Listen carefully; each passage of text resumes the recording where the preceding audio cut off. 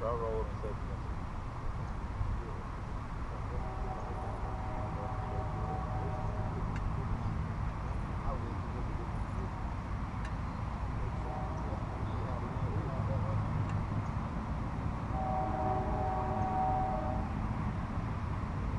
There's obviously is an art to it.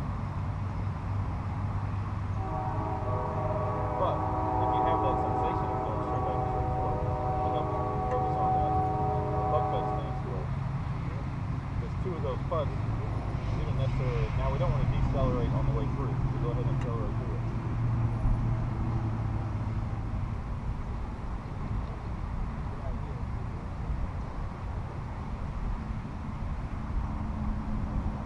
Now go ahead and accelerate.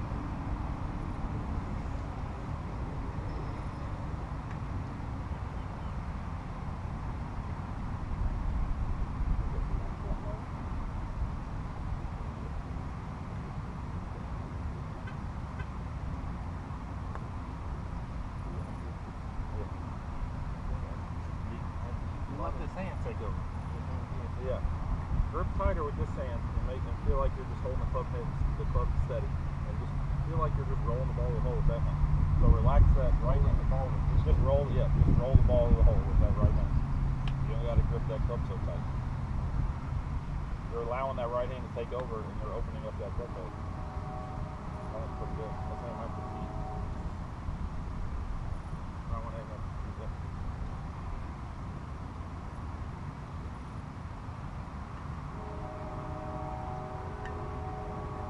Remember, the putting stroke is the easiest thing to do, so you don't have to grip the putter that hard. Make a stroke. That was pretty good. Just a little hard.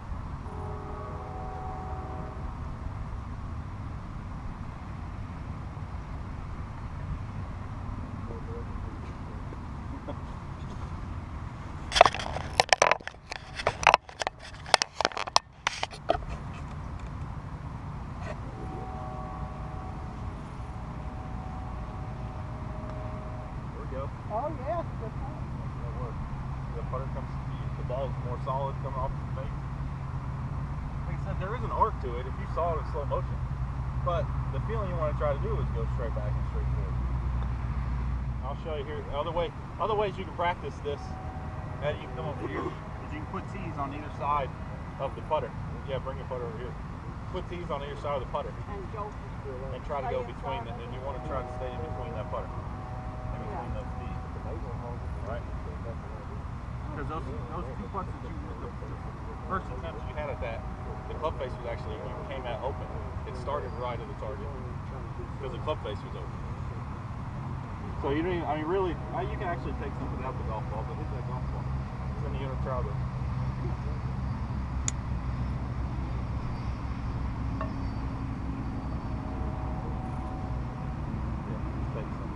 that feeling. You can really see the putter. Now take some strokes without a ball, so you feel more confident in it. You don't have to take so long over it, or really. Just try to putt back and forth, just continuously back and forth. There you go, rock back and forth, trying to avoid those tees. I see how the club face has to be square to go through there, right? Right.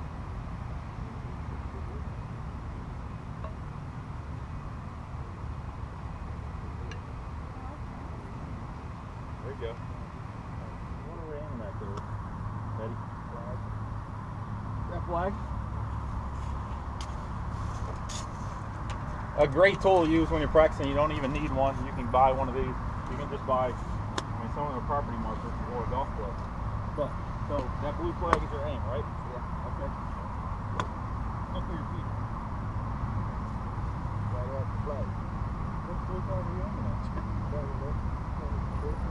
That's it. Step back here. Look where that thing points. It's pointing at the bridge on number 2. So how, okay, now let's look at this. What is your ball flight right now? Low. It's low and left, correct? So look. No, well, I see, I thought it was low and straight. You thought it was low and straight, but look. In order for that ball to get to that flag, right? If you hit this swing, and if I hit it straight, look where it's going to go there.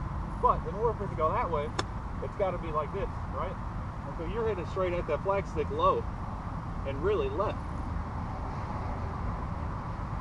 Correct? Okay. That's where it is. Right. Now, tell you what. Now hang on. Let me Let set me- you up. Can I hit it like that one time? Hang on. Or you just raising it? Yeah. All right. So you want to aim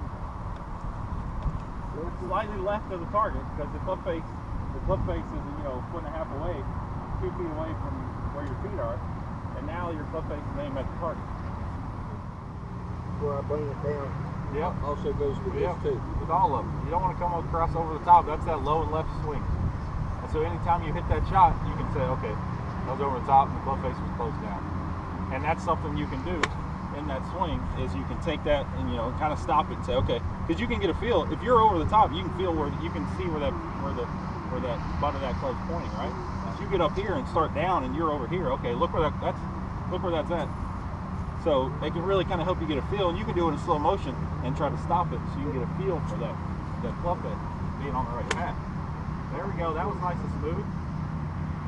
How's that one feel? Feels great. Didn't even feel the contact. Exactly. It was nice and smooth. You just gotta get rid of that tension. It really, you could use 2 clubs to get the same effect because it's hard to really muscle around 2 clubs. But the concept is to swing it back and forth freely. Because if you try to muscle it around, and if you get up here and you try to get like this, it's all out of whack. So it kind of helps you, you know, stay down on plane, just nice and easy back and forth.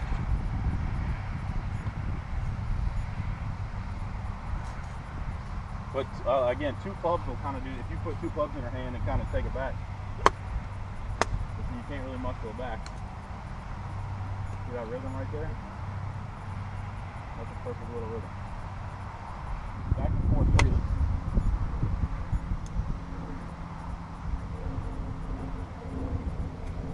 That feels good.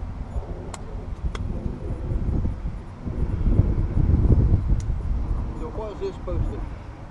Well, you can't, you know, with you coming over the top, you typically have that early release, right? Yeah. So with that thing, you kind of have to let it drop into place for it to be able to swing back and forth. See that feeling? Relax a little bit, still relax more. Just let it freely go back and forth. See that sensation of... Where's my arm out? Take a few swings with that. What'd you say? Where's my arm out? Arm out. Try a few swings.